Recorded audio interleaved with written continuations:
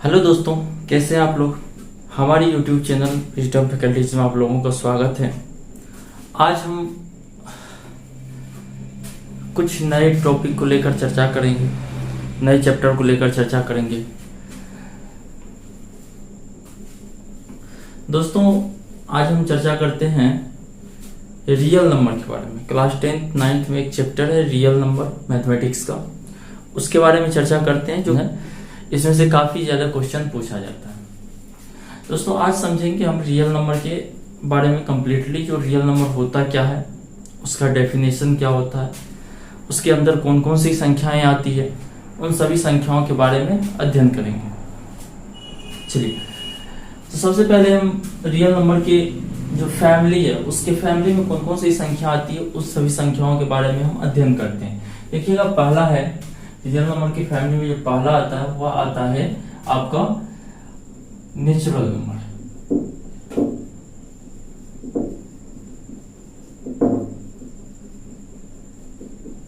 Natural number, इसको हिंदी में प्राकृतिक संख्या कहते हैं। दोस्तों, आपको पता होगा प्राकृतिक संख्या किसे कहते हैं। आपने पहले कक्षा में प्राकृतिक संख्या 5वीं 6वीं 7वीं 8वीं कक्षा में पढ़ा होगा। प्राकृतिक संख्या कहते हैं गिनती की संख्याओं को प्राकृतिक संख्या कहते हैं। काउंटिंग नंबर्स, गिनती की संख्या, गिनती की संख्या को प्राकृतिक संख्या कहते हैं। प्राकृतिक संख्या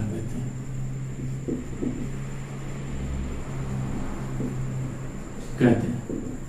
अब देखिए, गिनती की संख्या, गिनती कहां से करते हैं। बहुत ऐसे विद्यार्थी होते हैं वो कहते हैं गिनती जीरो से करते हैं, परंतु जीरो से गिनती नहीं करते। गिनती कहां से करते हैं, गिनती एक से करते हैं। एक से गिनती करते हैं। एक से करेंगे तो प्राकृतिक संख्या क्या होगा, इसे, इसका फर्स्ट लेटर एन है, इसलिए इसे एन से सूचित किया जाता है। एन से डिनोट किया जाता है। एन जो होता है नेचुरल नंबर जो होता है वो 1 2 3 4, ए set of natural number is equal to 1 2 3 4 5 6 7 8 9 so on। मतलब यह इंफिनिटी तक जाता है, अनंत तक जाता है। मतलब अगर आपसे पूछा जाए जो सबसे छोटी प्राकृतिक संख्या क्या है, तो आप बोलिएगा 1। लेकिन सबसे बड़ी प्राकृतिक संख्या अगर आपसे पूछा जाए, सबसे बड़ी प्राकृतिक संख्या आपसे पूछा जाए, तो आप ज्ञात नहीं कर सकते। सबसे छोटी प्राकृतिक संख्या क्या है, सबसे छोटी प्राकृतिक संख्या आपको 1 है, परंतु सबसे बड़ी प्राकृतिक संख्या आप ज्ञात नहीं कर सकते हैं। सबसे छोटी प्राकृतिक संख्या आपको 1 है, परंतु सबसे बड़ी प्राकृतिक संख्या आप ज्ञात नहीं कर सकते। चलिए, आपने देखा गिनती की संख्याओं को प्राकृतिक संख्या कहते हैं। इसे एन से सूचित किया जाता है। एन बराबर 1 2 3 4 5 6 7 8 9 इट इज, मतलब अनंत तक जाएगा। सबसे छोटी प्राकृतिक संख्या आपको एक दिखाई दिया। चलिए, आगे बढ़ते हैं। प्राकृतिक संख्या से थोड़ा सा आगे बढ़ते हैं। प्राकृतिक संख्या के बाद एक अंक का आविष्कार हुआ जिसका नाम है जीरो, शून्य। इसका आविष्कार हमारे ही भारत के ही एक महान गणितज्ञ आर्यभट्ट साहब ने दिया था। इस जीरो का खोज किया था आर्यभट्ट साहब ने जीरो का खोज किया था। और इसी जीरो के बनने के बाद आपका क्या, किस चीज का निर्माण हुआ, होल नंबर। मतलब संख्याएं पहले पूर्ण नहीं थी। प्राकृतिक संख्याएं जब थी, या नेचुरल नंबर का खोज किसने किया ये किसी को मालूम नहीं, इसलिए इसे प्राकृतिक प्रदत्त उपहार मान लिया गया है, एक तरह से प्राकृतिक संख्या मान लिया गया है। परंतु शून्य का खोज किया गया, शून्य का खोज किया गया आर्यभट्ट के द्वारा। आर्यभट्ट के द्वारा जब शून्य की खोज किया गया, तब संख्याएं पूर्ण हुआ। पहले 10 को लिखा नहीं जाता था इस तरह से, क्योंकि शून्य नहीं था। शून्य नहीं होने के कारण 10 को इस तरह से नहीं लिखा जाता था। बाद में क्या हुआ दोस्तों, बाद में जब शून्य आया, तब जाके लोगों को पता चला जो अब तो संख्याएं कंप्लीट हो गया, अब तो संख्या कंप्लीट हो गया। और उसका नाम क्या दे दिया, पूर्ण संख्या। उसका नाम दे दिया पूर्ण संख्या, होल नंबर। होल नंबर, पूर्ण संख्या, पूर्ण संख्या। अब उसका नाम पूर्ण संख्या दे दिया। पूर्ण संख्या क्या किसे कहेंगे, मतलब जीरो और नेचुरल नंबर।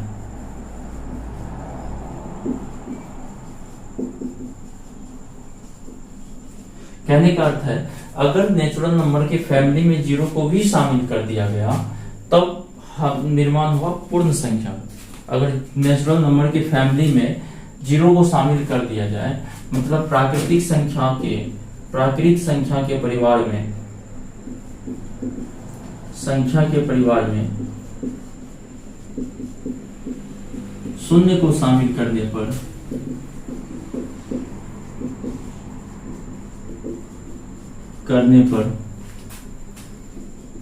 पूर्ण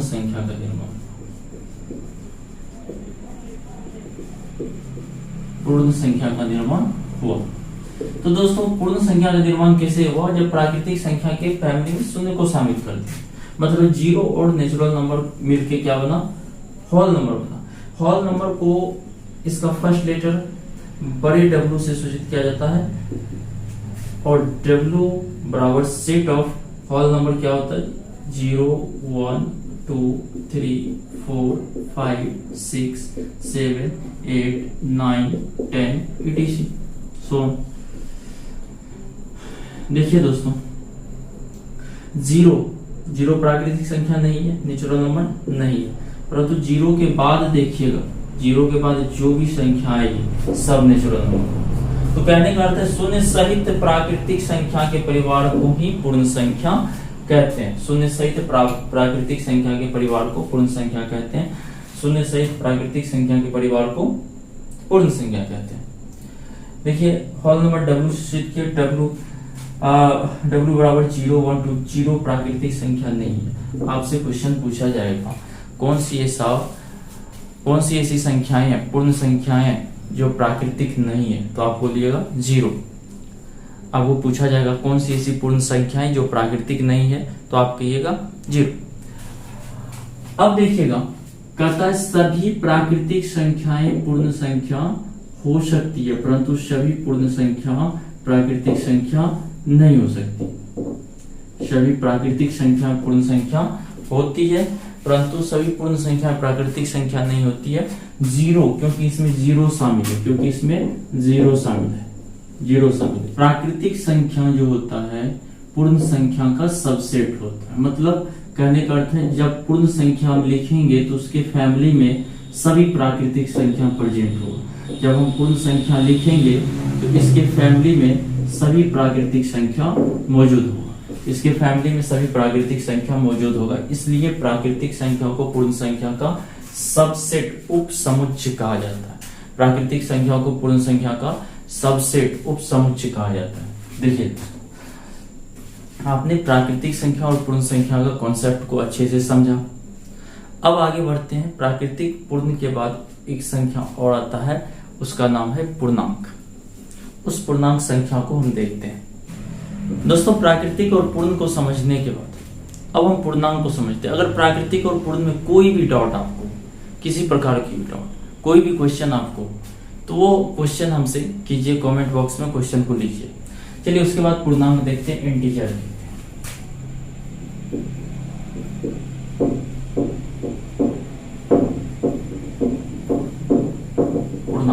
पूर्णांक क्या होता है दोस्तों? अब देखिए अभी तक आपने जो भी संख्या पढ़ा है वह पॉजिटिव या नॉन पॉजिटिव या नॉन नेगेटिव पढ़ा है। नेगेटिव की थी चर्चा ही नहीं हुई, अब क्या होगा जी? अब होगा पूर्णांक जिसमें नेगेटिव नंबर भी आएगा, देखिएगा कहता है पूर्णांक कहते हैं शून्य सहित धनात्मक एवं ऋणात्मक प्राकृतिक संख्या। ऋणात्मक मतलब जिसके पीछे माइनस का चिन्ह लगा हुआ, धनात्मक मतलब जिसके पीछे प्लस का चिन्ह, या कुछ भी प्लस दो को ही हम दो लिखते हैं, बचपन से लिखते आए हैं ऐसा। ये दोनों सेम ही चीज है, इसलिए इसके पीछे प्लस नहीं भी लगाए कोई दिक्कत नहीं, प्लस लगाइए भी कोई दिक्कत नहीं। मतलब कहने का अर्थ शून्य सहित धनात्मक एवं ऋणात्मक। शून्य को सहित काय कहते हैं? क्योंकि एक चीज आपने पढ़ा होगा जो शून्य ना तो धनात्मक संख्या है और ना ही ऋणात्मक संख्या है। शून्य ना तो धनात्मक संख्या है और ना ही ऋणात्मक संख्या। शून्य ना तो धनात्मक संख्या है और ना ही ऋणात्मक संख्या। शून्य जब ना धनात्मक संख्या है ना ही ऋणात्मक संख्या है तो इसको क्या कहते हैं जी? यह है यह है अऋणात्मक संख्या, नॉन नेगेटिव नंबर या अधनात्मक संख्या।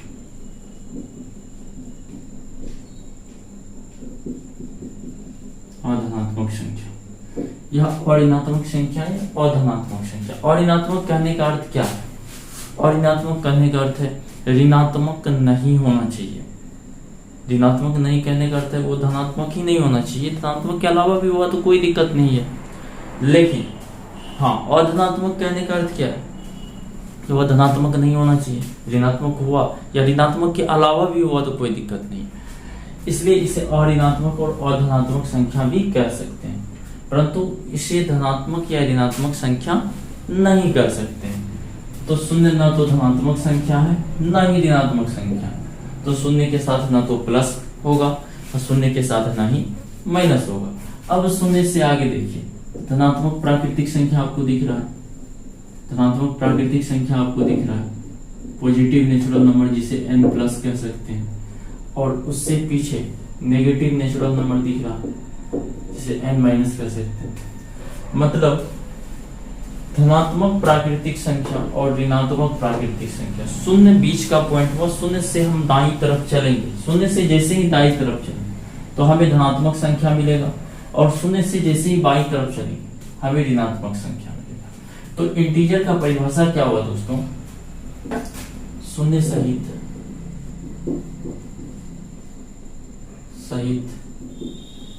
धनात्मक, इसको पॉजिटिव कहते हैं,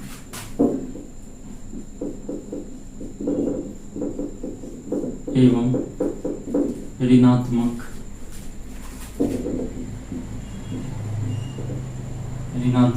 नेगेटिव संख्याओं के सम्मिलित परिवार को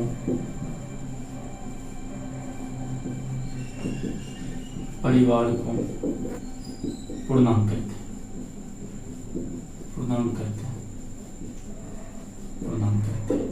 अब ये पूर्णांक को z से सूचित किया जाता है।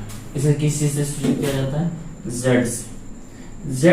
जेहलन एक वर्ड है, जर्मनी का वर्ड है, जिसका कंप्लीटली रूप से जो अर्थ होता है, जिसका अर्थ होता है कंप्लीट, मतलब पूरा, कंप्लीट।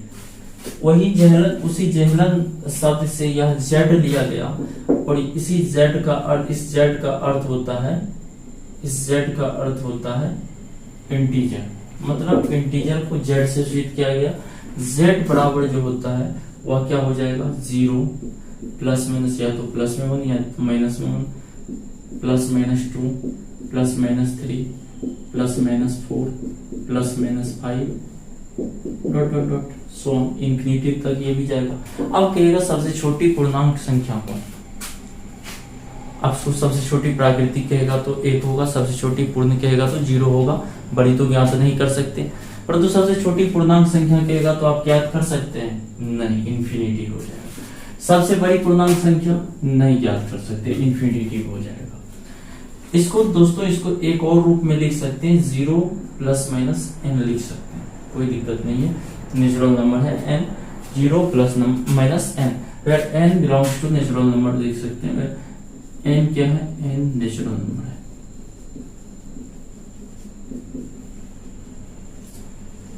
n नेचुरल नंबर है, तो z को इस तरह से लिख सकते हैं। अब देखिए, अगर z धनात्मक संख्या लिखना है तो z प्लस मतलब धनात्मक पूर्णांक, z प्लस को पॉजिटिव इंटीजर कहते हैं, पॉजिटिव इंटीजर लिखना है, z प्लस लिखेंगे, जिसमें क्या हो जाएगा? पॉजिटिव इंटीजर में 1 2 3 4 5 6 7, और नेगेटिव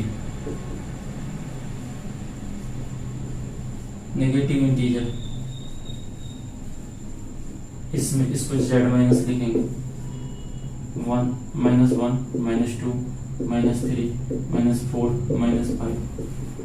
अब बात आती है दोस्तों, क्या इसमें 0 होगा? क्या इसमें 0 होगा? जी बिल्कुल, दोनों में 0 होगा। 0 इसमें भी होगा, 0 इसमें भी, दोनों। जब पॉजिटिव इंटीजर की बात कर रहे हैं और नेगेटिव, दोनों में 0 होगा, क्योंकि 0 ना तो धनात्मक संख्या है ना ही ऋणात्मक संख्या, इसलिए हम 0 को दोनों में लिखते हैं। अब कहीं कहीं नहीं भी लिखा जाता है, कहीं कहीं नहीं। क्या पॉजिटिव इंटीजर को नेचुरल नंबर कह सकते हैं? नहीं, कंप्लीटली नहीं कह सकते, क्योंकि 0 इसमें आ गया। क्या पॉजिटिव इंटीजर को नेचुरल नंबर कह सकते हैं?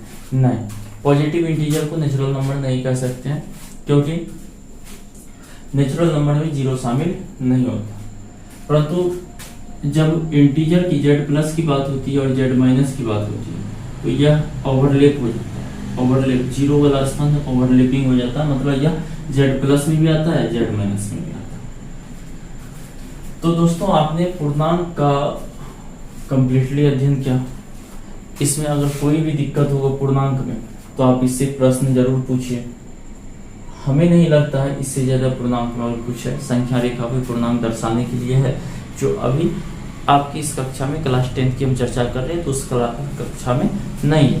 उसे पिछले कक्षा में संख्या रेखा पर दर्शाना बहुत ही आसान है। संख्या रेखा पर दर्शाने के लिए आपको एक संख्या रेखा खींचना है और एक बीच वाले पॉइंट को 0 रखना है। इधर इन्फिनिटिव से, प्लस इन्फिनिटिव से माइनस इन्फिनिटिव तक है, 1 2 3 डॉट डॉट डॉट, -1 -2 -3, इधर डॉट डॉट।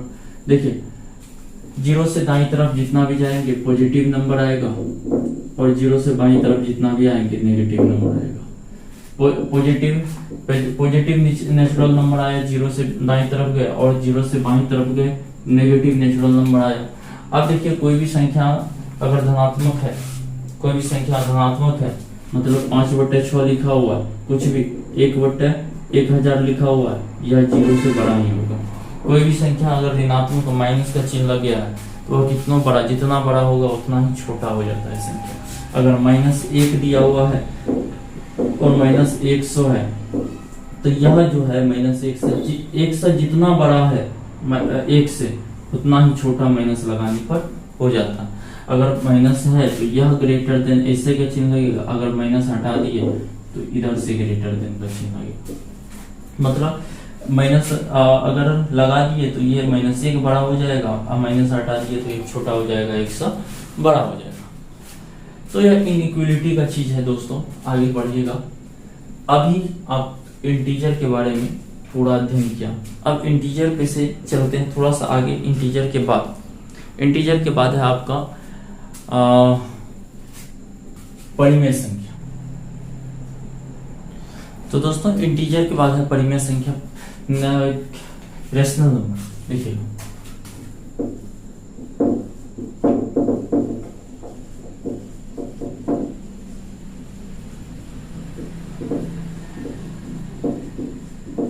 परिमेय संख्या, रेशनल नंबर होता क्या है दोस्तों? कहते हैं जिस संख्या को p/q के रूप में लिखा जाए, या जो संख्या p/q के रूप में रहता हो, या जिसे p/q के रूप में लिख सकते हैं, उसे ही रेशनल नंबर कहते हैं। p/q का अर्थ क्या है? p/q का अर्थ क्या है? p/q का अर्थ क्या है? अंश बटे हर के रूप में लिख सकते हैं, अर्थात एक तरह से भिन्न कह सकते हैं, अंश बटे हर के रूप में। अंश नॉमिनेटर, हर डिनोमिनेटर, मतलब अंश बटे हर के रूप में न्यूमरेटर और डिनोमिनेटर, न्यूमरेटर और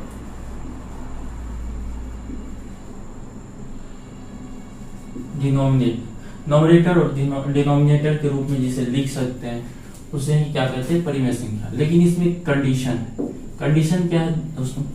कंडीशन है यहाँ जो p होना चाहिए ना, p और q होना चाहिए ना, ये p और q जो है, यह दोनों आपको इंटीजर होना चाहिए, यह दोनों आपको इंटीजर पूर्णांक होना चाहिए, तथा q नॉट इक्वल टू 0 होना चाहिए। q कभी भी 0 के बराबर नहीं होना चाहिए। कहा जाता है अगर किसी भी पूर्णांक, किसी भी संख्या में, जीरो छोड़ किसी भी संख्या में, जैसे 7 है, 7 में अगर 0 से भाग दे रहे इसका वैल्यू इंफिनिटिव आएगा। 0/7 है, इसका वैल्यू तो 0 आएगा।